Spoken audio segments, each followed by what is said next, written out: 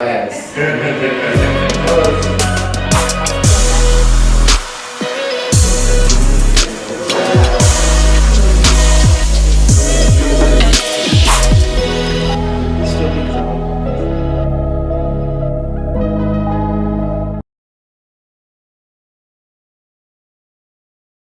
That's all I'm saying. What do you think, Jax?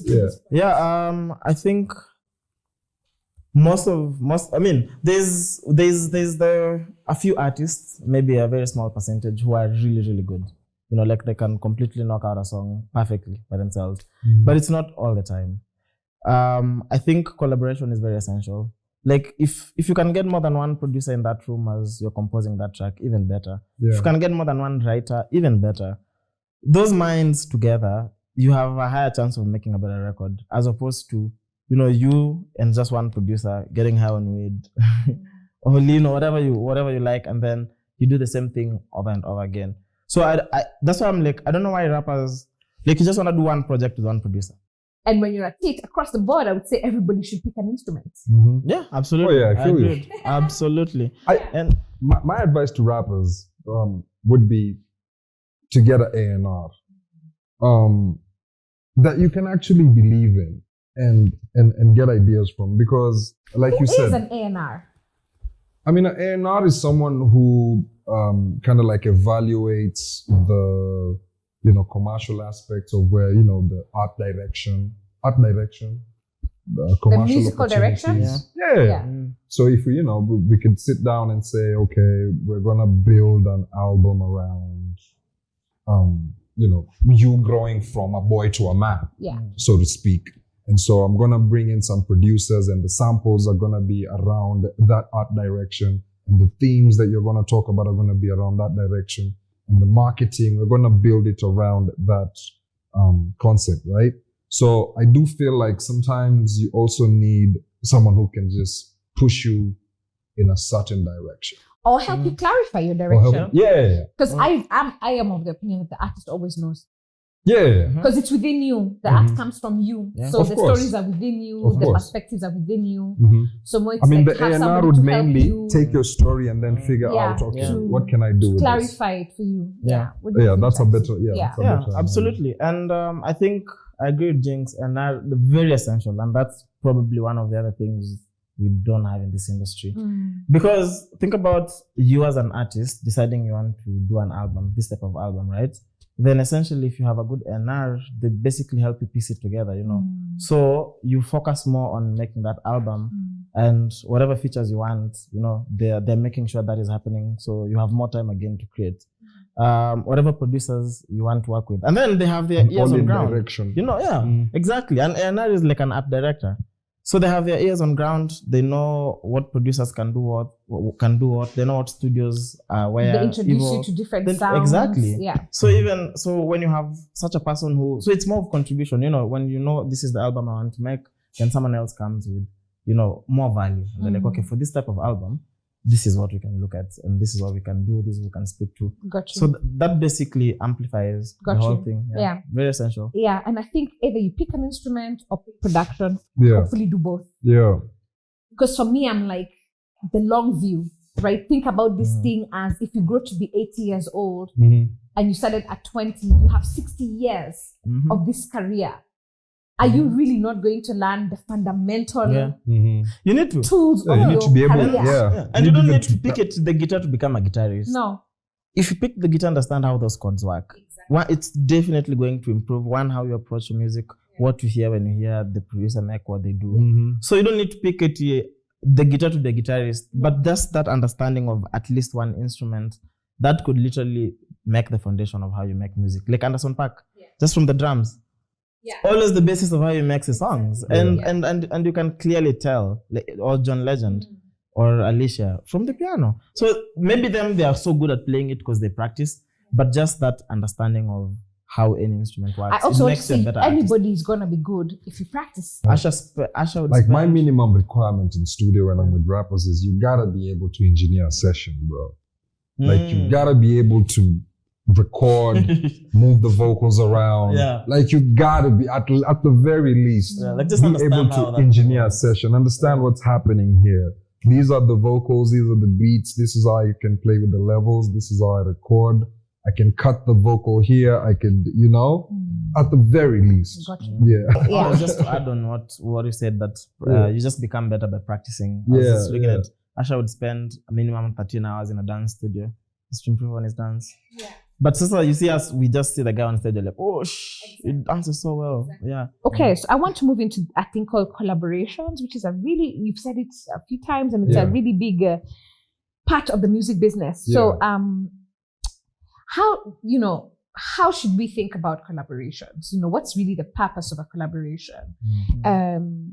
How do you find the right collaborator? So let's say, I don't know, I'm just starting out. I want to, I love Brandy Minor. How do I talk to Brandy? What am I sliding into her DM? Talk to me about some insights, give some things that you have now seen to be true around collaboration and getting collaboration done right. So collaboration, it's my experience with collaborations, especially in different studios. So sometimes there is so-and-so booked a session to Mengia. You have no idea. Of course, at the beginning, sometimes you have no idea where to begin. Then we are trying to figure it out, which is an approach that naonanga tu ni ngumu. It's hard. And then there is the path of most resistance. If I was a musician, I would never pick that. Yeah. And then there's what I've seen other guys do, and it's more of we just hang out and jam. Let's just start jamming and see where this goes and see what we can pick from here. Let's see if we can piece some things together. That's an easy approach when you have nothing to begin with. Let's just jam. Let's just vibe and see where this goes. But then there's also the more of I already have an idea. I've probably even laid down the idea, and then I'm like, okay, for this, I think so and so fits. Yeah. So maybe I should send it to them or find them, and then we listen to them. I think there's many dynamics to how that happens. But if you're beginning from nowhere, then I think jamming is always the best way. Because you understand the other person better. Just because you hear someone on Apple Music or on whatever streaming platform, it's very different because that is a finished product that you hear. You know what I mean? Yeah. It's very different from what their process looks like. So if you're beginning from nowhere, then the first thing is just vibe. Just vibe first. Yeah. Pick vibes first. Okay. Yeah. That makes sense. Yeah. So, but then how do I approach this artist? I don't drink if you've had something here. So now I'm artist whoever, and I'm just like, Brandy Minor is a girl. I need her. Sing this thing. Yeah. I love her style. I admire her artistically. I really think that she could bring something beautiful. So So maybe just to add to the question, I'm not answering. So when you're thinking about Brandy, are you thinking of Brandy because is it because you like her music, or is it because that's actually a very good question. Even in the first place, why are you approaching this collaborator? Okay. Yep. So for me, my own experience has been that it really makes a huge difference if you deeply admire what it is that they do, if you deeply connect with their craft, because it gives you the bandwidth for them to be whoever they need to be when you come to the session. I'm not putting any limit on you. I like you. I like what you do. After that, is there a coincidence of our worlds, or our worlds different? I don't require any coincidence of our worlds, I hear you. I mean, and that's true, because typically, like you said, there's two ways to go about it, really. It's either you guys, the collaborators share some sort of, admiration for each other's work, or two, it's strictly business where, how much for the verse? So I've seen both work.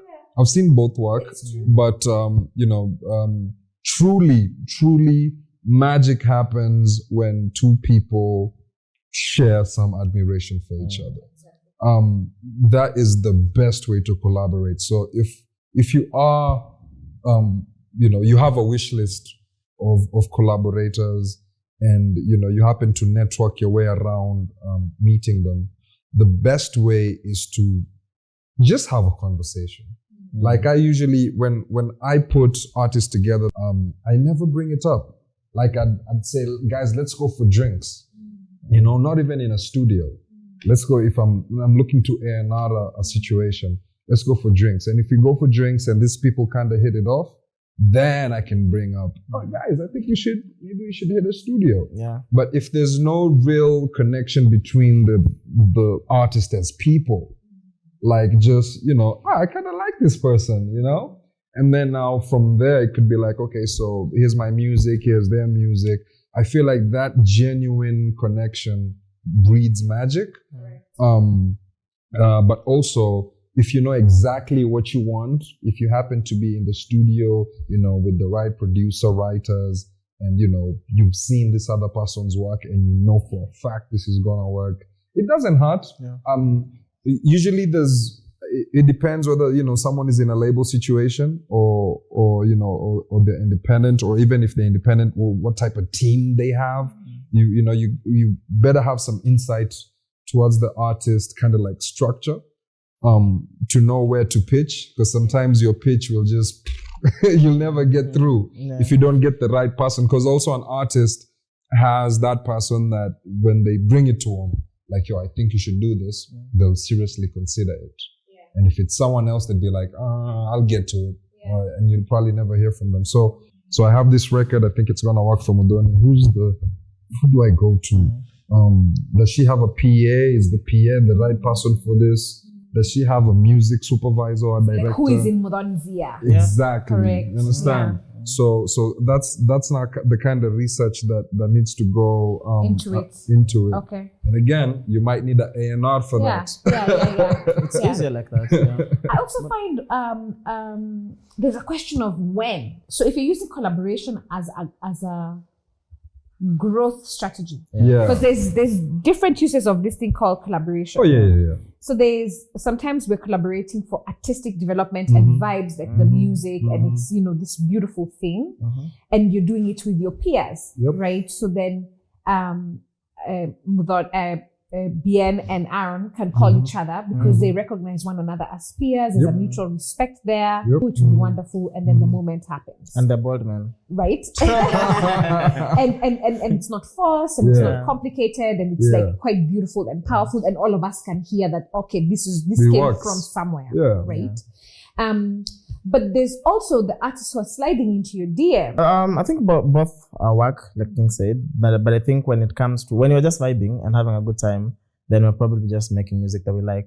So when it comes to now the commercial bit of it, then I think at least now pay more attention, because now we begin to talk about numbers, start to look at data. Because even if it's just markets, am I collaborating with someone from Tanzania just because they come from Tanzania and hoping that it's going to open me up to Tanzania, or who is actually going to open me up to Tanzania if I'm looking at that? So I think when you're looking at it commercially, anything commercial, when there's money involved and there's resources and everything, then pay attention to numbers and data and squeeze content. Use the data. Use the data. Yeah, as simple as Spotify could give you an indication, you know.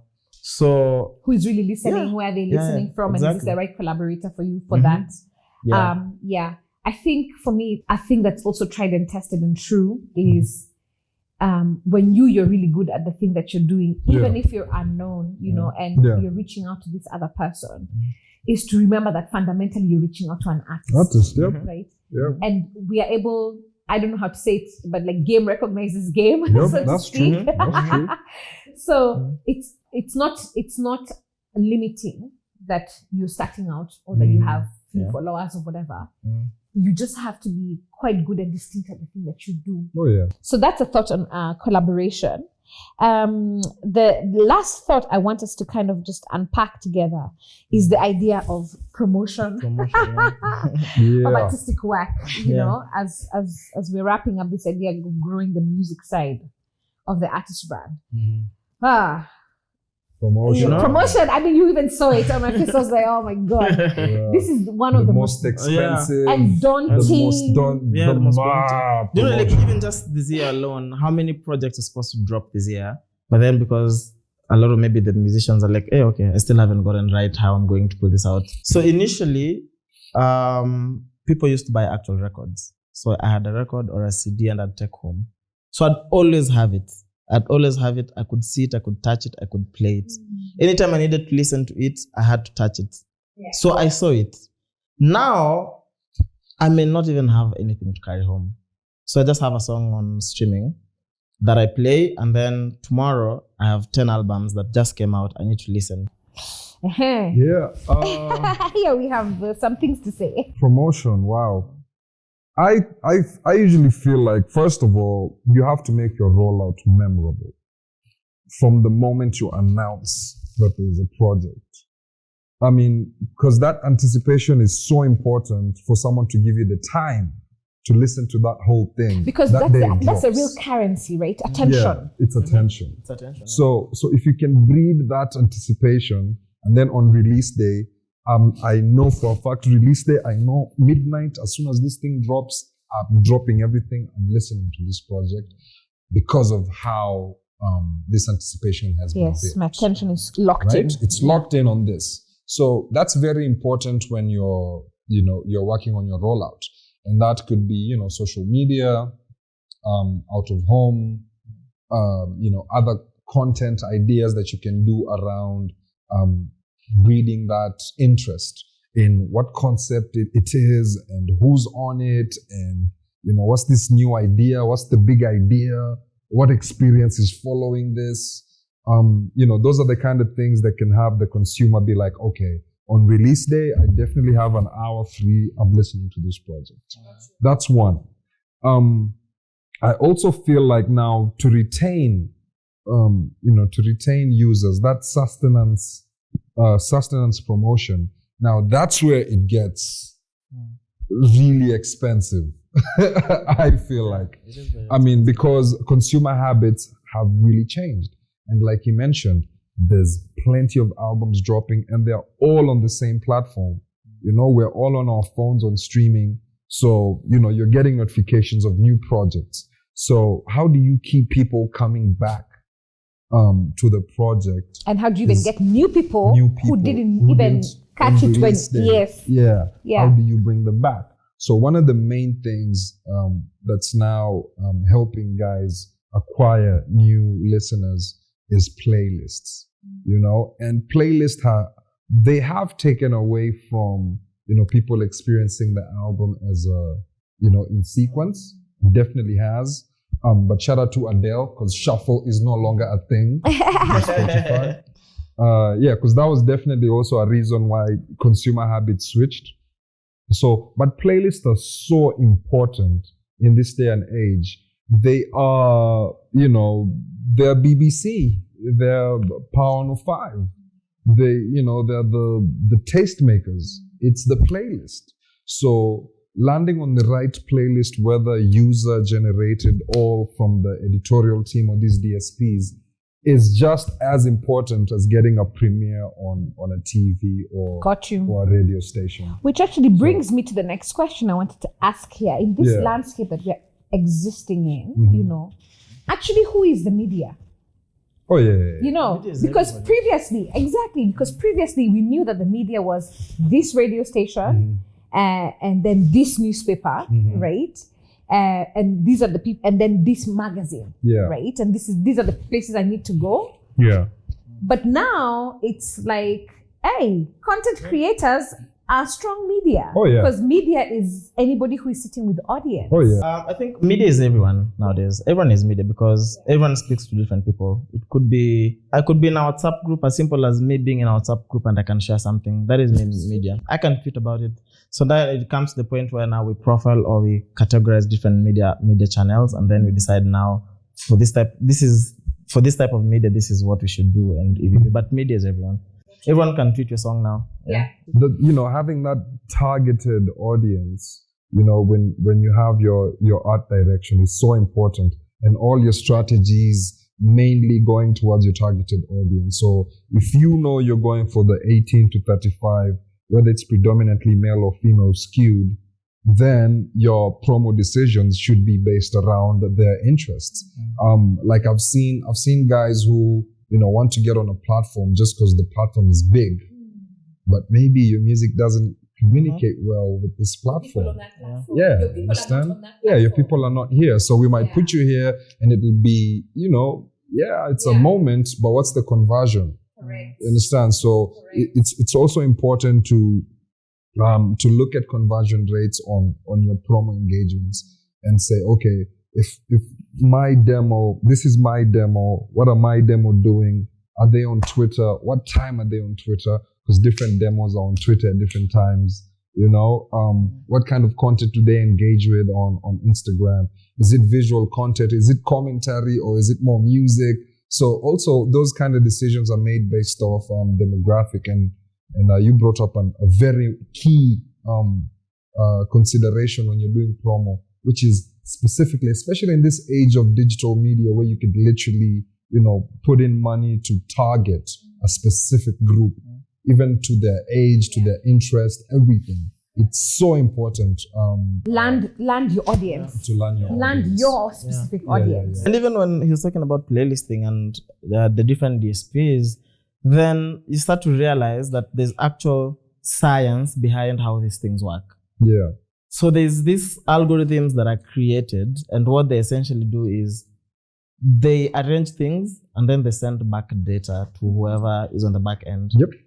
So why some of this, even this playlists or some of these DSPs are very powerful is because when decisions are made in the back end, they don't guess. They have enough data to know what to do. Yeah, guys are grouped in clusters. Yeah, exactly. So this group is doing this. Yeah. Give them this. Yeah, that's why it's very expensive when it comes to that, because there's people who offer those services. Like there's this guy called CK, who from one song he's doing Drake numbers. This Love Non-Titi. Yeah. Biggest song in France. Everywhere in the world. Top 10 in UK. His monthly listeners on Spotify alone is 35 million. Most of the songs are over one record that has like 6 different versions. Yeah. So you look at CK and he's like the biggest artist literally now because of just streaming. Then you ask yourself, I'd love to look at that presentation, what it looked like. Shout out to Plug, man. You know what I mean? So then you begin to realize the science behind this, and when you see someone nominated for the Grammys, it's not because that you have a good song that's why you get a nomination. That's why you just start trending. It's very few people trend like Evo Tweet because the product was good. There's a lot of people who are behind these decisions. User-generated content, as we like to call it, is actually still, that's the word of mouth nowadays. Yeah. Remember when, this age-old saying, the strongest advertising is word of mouth? Always. User-generated content, like not paid partnerships, not these big campaigns, just a random user who decided, hey, I'm posting myself vibing to this song, I'm posting about this song, that still has the strongest conversion. The people following be like, oh, really? Oh, okay, I guess I'll check it out. So incentive for user-generated content is what I usually struggle with. Because now, when you put an incentive such as maybe like a cash prize or an experience prize or something, then the user-generated content kind of stops being genuine. You've incentivized it, so some people are just doing nice competition. Yeah, so now it's sort of like a competition, but you still need user-generated content for higher conversions. So I generally struggle with that, literally. But at the same time, for you to subconsciously kind of like incentivize this user-generated content, then you really need to be visible. For you to become an option for this person to decide, oh, let me engage with this content. So there's literally this balance of, okay, I may not have a lot of resources available for marketing, but you still need as many people as possible to see this rollout so that you can be an option in there. In their day-to-day, and also add incentive for them to really go hard on this user-generated content. So it's for emerging acts, when you said, when you don't have this big office label that has 15 agencies that they run this by, when it's just you and your team, those are some of the things. Those are some of the things to consider. And I agree with you. It's decentralized, but where do you draw the line? Do you let it all be organic? When you let it all be organic, then you're missing out on acquiring new users. And then now when you're acquiring new users, there's tactics. So you see? I just think paid partnerships and those kind of things, I think work better with bigger brands. The market is already familiar with you, and what you're looking to is just a reminder, just to be seen, just to remind guys that you're still there. But then if you are not that level of brand, then what that could create for you, if you had budgets to do it, is just awareness. Like, do what Shani did, Journey to 1,000, begin pole pole. Exactly. This show, get 100 people, make sure I speak to them nicely, give them a good experience. They'll bring one person each, 200. 200 becomes 1,000 by the end of the year. It takes time, but if this is really what you want to do, then all you have is time. Yeah, because also this is your whole career. Yeah, I think for me also, just as a parting insight, as far as sort of this promotion is concerned, is that there's so much noise. Yeah. And I really can't not advise, but I really feel like one of the things that works is to sit deeply with yourself and decide what is success for you. For, the project that we're currently releasing, because we knew we didn't have the option to do the things that we do normally, the media, the tour, because pandemic, cross-country problems, there were so many challenges going in. So it was very easy to just hone in and say, okay, the real thing we want is the audience who like this music and the festival-going audience. We just want you to hear it. We want you to save it. So we want you to hear it, save it, share it. And then right. we'll see you soon. Then we'll see you soon, right? Experience it now. Right. So then, when people would throw these thoughts at us, you need to have this influencers. Nope. We need to have listeners, because it must be. So the questions also became, who is the listener that we are hoping to get with this, so that tells you which platforms you should be on, right?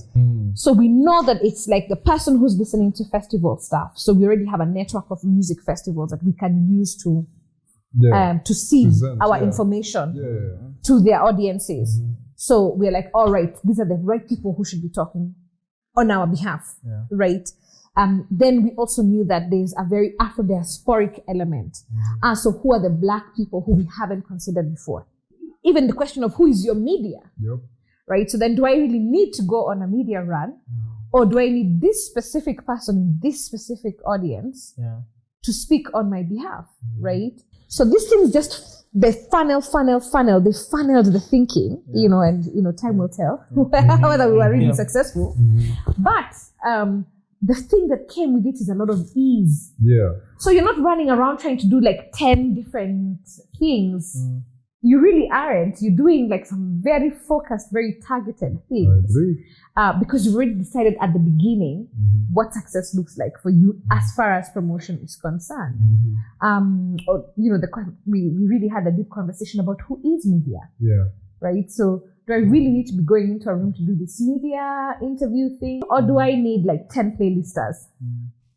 Because they're really the ones who are sitting with the audience, because what I really want as success is for the project to be had by the people I want the project to be had by, it's quite interesting that I think that it doesn't have to be as daunting. And I think that's the best approach. Because if you think about visibility, if you just wanted people to know that the project is out, it won't cost you much. It will cost you some money, but then it's very possible to, if you just target like the people on the internet, anyone in the internet to know that the product is out, it won't cost you much, and you can achieve that. People on the internet? That's everyone in the world, bro. I hope so. I'm just saying, even Kenya. For example, Muthoni's project. If you just wanted people to know that the Muthoni has a new project and it's out, it will cost you some money, but it's very possible just to get the visibility. But then, are you looking for just people to know it's out, or are you looking for guys to listen? Exactly. So thanks, guys, for your insights. Yo, man, I appreciate it so much.